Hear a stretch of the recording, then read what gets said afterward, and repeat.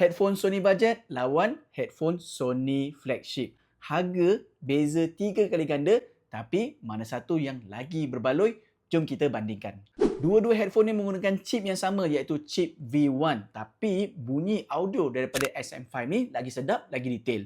Lepas tu dia ada feature speak to chat. Maksudnya korang cakap je, nanti lagu yang korang dengar akan automatic pause sendiri. Kalau korang utamakan kesesan, inilah dia King CH720N. Dia ringan gila. So nak buat study ke ataupun nak buat kerja lama-lama, telinga tak sakit dan tak berpeluh. XM5 ni dia guna touch sensor, so nampak lebih pro. Boleh swipe-swipe saja. Tapi CH720N ni masih kekal dengan physical button yang masih reliable. Dari segi noise cancelling, memang XM5 ni menang besar lah sebab dia ada 8 mikrofon. So bila korang tekan butang ANC tu, memang environment akan silent, senyap saja berbanding dengan CH720N. Conclusionnya, kalau korang nak jimat, ambillah CH720N ni. Tapi kalau korang nak kepuasan maksimum, audio lebih detail dan lagi sedap, ambillah XM5.